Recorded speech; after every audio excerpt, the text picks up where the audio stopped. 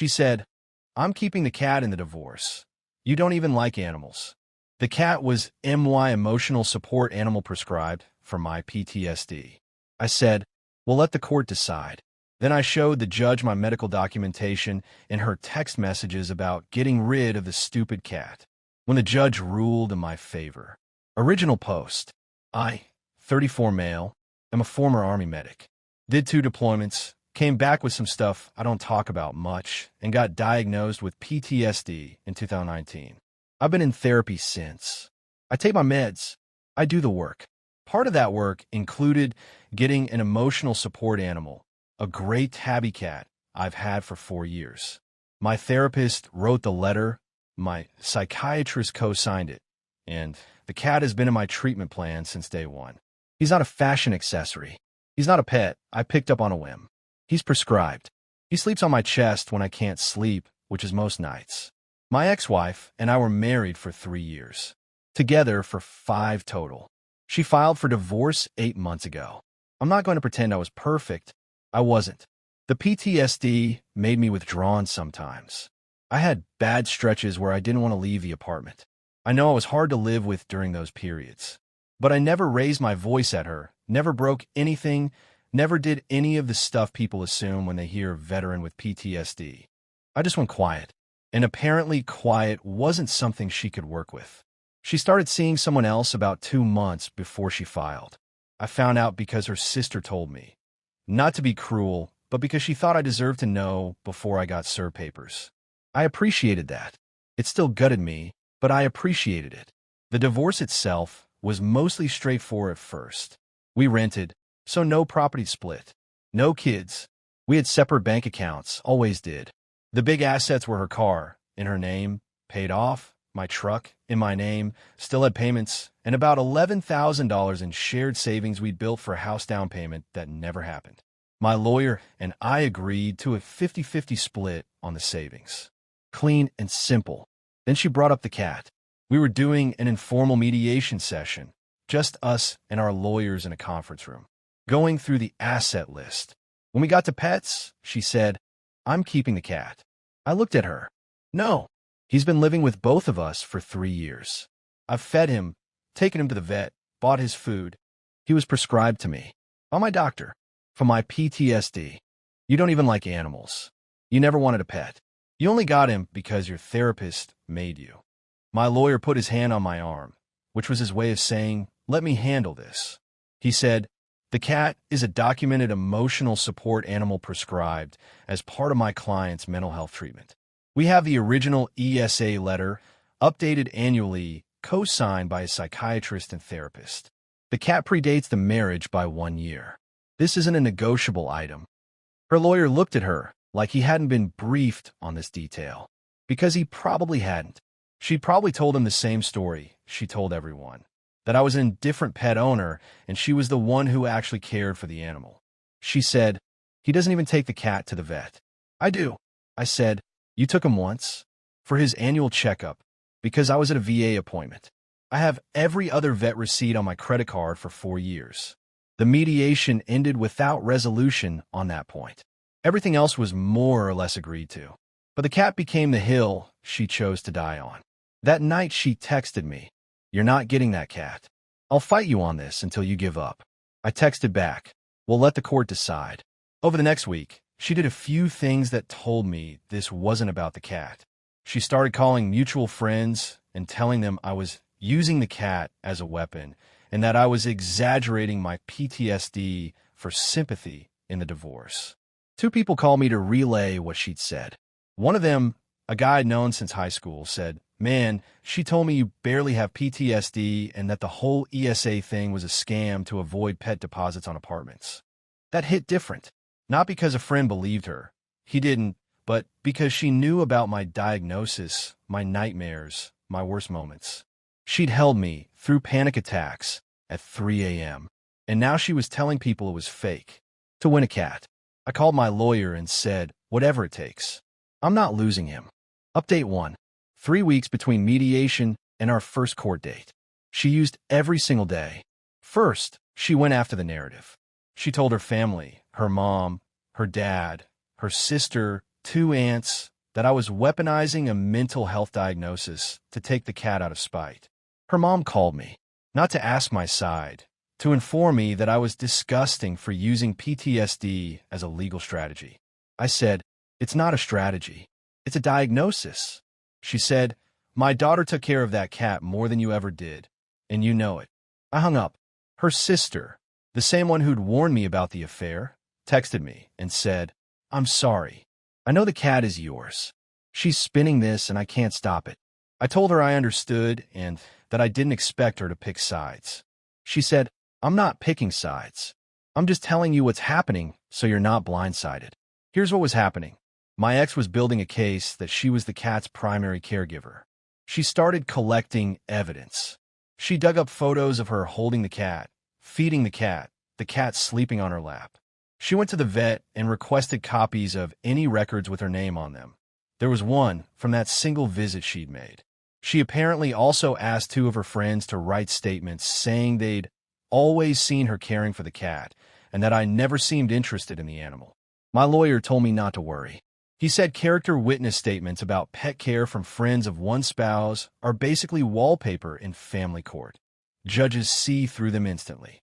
But he also told me to start organizing my evidence, because even if her case was weak, I needed mine to be airtight. So I did. I put together a folder. Not a petty screenshot album, a real, organized legal file. My original ESA letter from 2020, the annual renewals. A letter from my therapist specifically stating that the cat was an integral part of my PTSD management and that removing the animal could cause significant psychological regression. My psychiatrist wrote a separate letter saying the same thing. 4 years of vet receipts, all on my credit card except the one visit she'd made. The adoption paperwork from a shelter, which had only my name on it. My name on a microchip registration. And then I added the texts. See, my ex had a habit of texting me complaints about the cat. Over 3 years of marriage, she'd sent me dozens. I scrolled back through our entire message history and pulled every single one. "Can you clean the litter box? I'm not touching that thing. Your cat threw up on my shoes again. I swear to God. I'm so tired of cat hair on everything I own. When are you going to train this animal to stop knocking stuff off the counter?" And the crown jewel, a text from about 8 months before she filed, during a fight we'd had about apartment costs. "Honestly, if it weren't for the stupid cat, we could get cheaper place. Sometimes I wish you'd just get rid of it. Get rid of it." Her words, in writing, with a timestamp. I printed every single one. Then, she pulled her dirtiest move. About a week before the court date, she came to pick up some of her remaining things from the apartment. Books, a kitchen appliance, some clothes she'd left. I let her in because my lawyer said I had to allow reasonable access to shared property. While she was there, she spent about 10 minutes in the living room packing a box. Normal stuff. After she left, I noticed the cat's carrier was gone, and his vaccination booklet, and the bag of prescription food I'd just bought, the special diet his vet recommended. She took the cat's stuff. Not the cat. I made sure he was in the bedroom with the door closed, but his things. Carrier, booklet, food. Like she was building a prop closet for her primary caregiver act. I texted her, "You took the cat's carrier, his records booklet, and his food." She responded, "Those are shared marital items. I have as much right to them as you do. They're for a cat you told me to get rid of." No response. I bought a new carrier that afternoon. Replaced the food. Requested duplicate vaccination records from the vet. And I forwarded her text about shared marital items to my lawyer, who said, "This is actually helpful." She's claiming ownership of cat supplies while simultaneously having texted that she wanted the cat gone. Judges notice contradictions. The night before court, I couldn't sleep. Not because of anxiety about the hearing, because my PTSD doesn't take nights off just because I have court in the morning.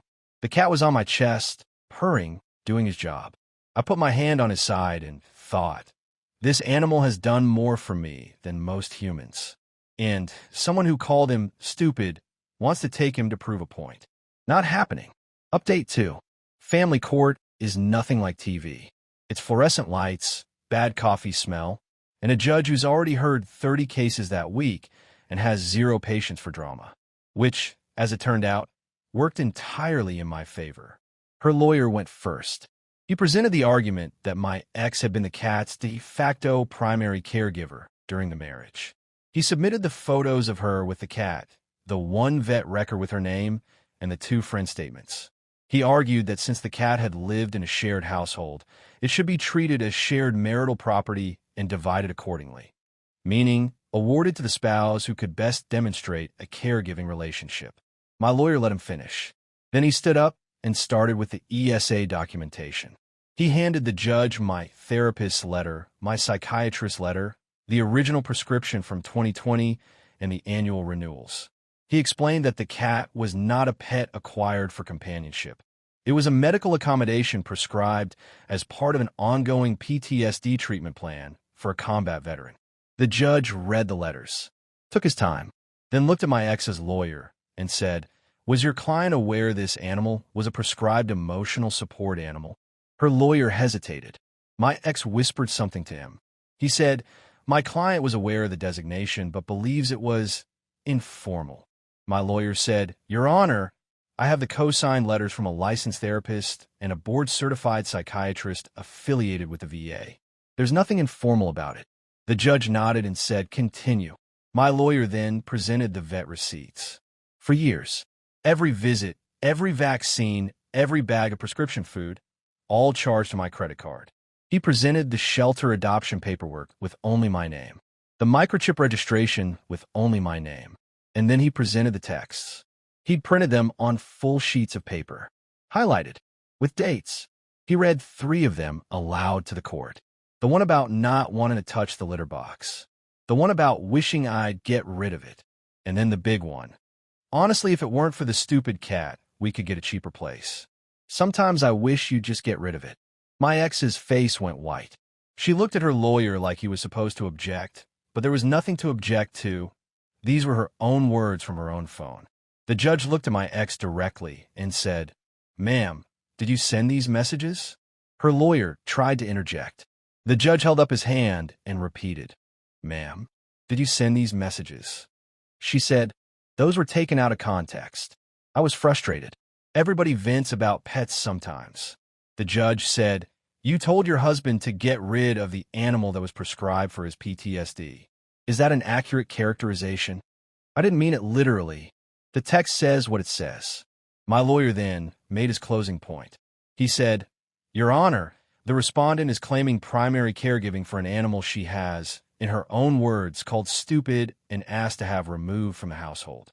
The petitioner has 4 years of veterinary financial records, sole adoption paperwork, sole microchip registration, and medical documentation from 2 licensed professionals. This isn't a custody dispute over a pet.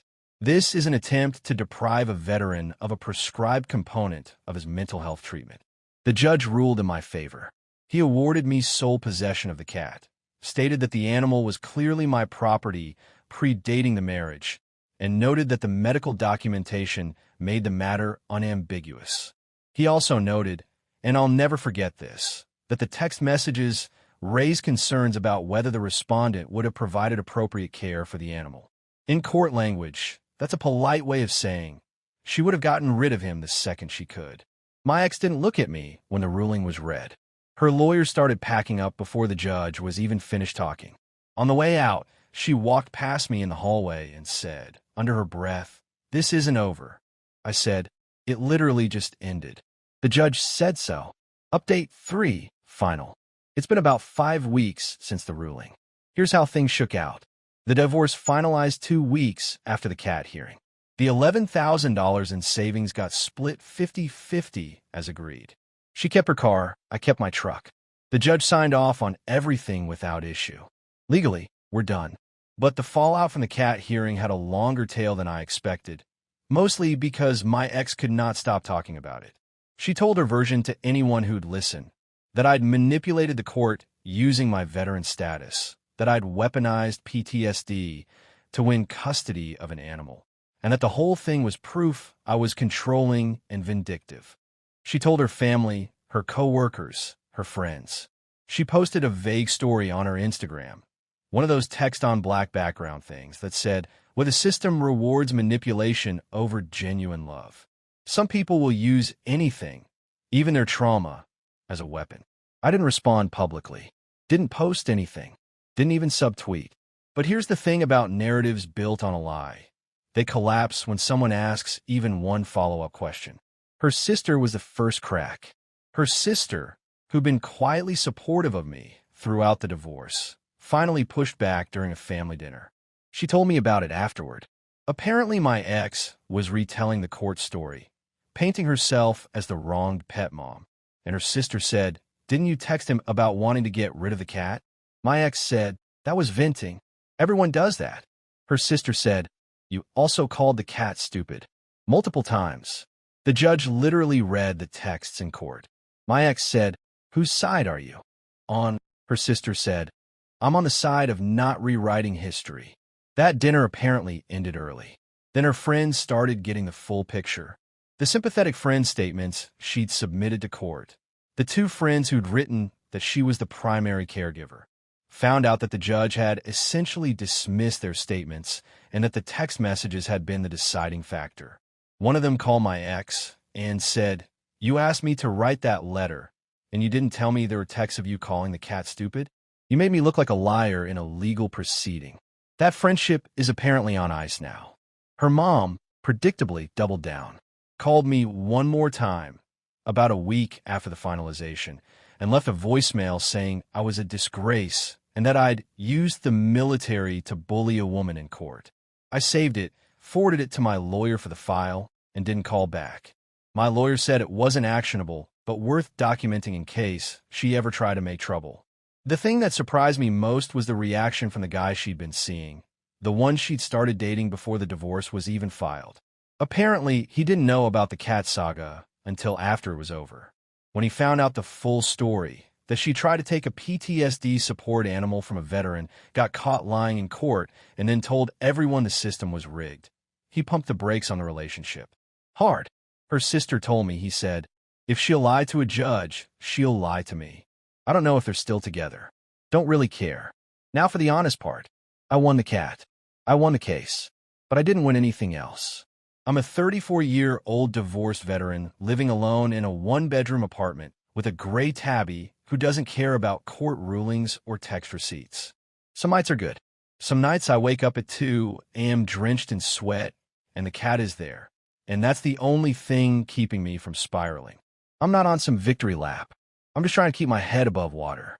The $5,500 from the savings split went to legal fees. Almost all of it. Divorce isn't cheap, even a simple one. I'm back to building from zero. My truck still has 18 months of payments. My therapy is covered by the VA, which is the only reason I can still afford it. But the cat is here, on my chest right now, actually while I type this, purring like a little motor. For years of 3 a.m. panic attacks, and he's never once left. Never once decided I was too broken, too quiet, too much work. That's the thing nobody talks about with emotional support animals. It's not some loophole or a scam or a strategy. It's the fact that when you're sitting on your bathroom floor at 4 in the morning because your brain convinced you you're back in a place you never want to be again, a 13-pound cat who doesn't understand any of it will walk in, sit on your lap, and just stay. She wanted to take that from me. Not because she loved him, because she could. And the court said no. I don't know what my ex is doing now, and I don't need to. I know what I'm doing. I'm going to therapy on Tuesdays. I'm working my job. I'm paying my bills. And every night, a gray tabby parks himself on my chest like he owns the place. He kind of does.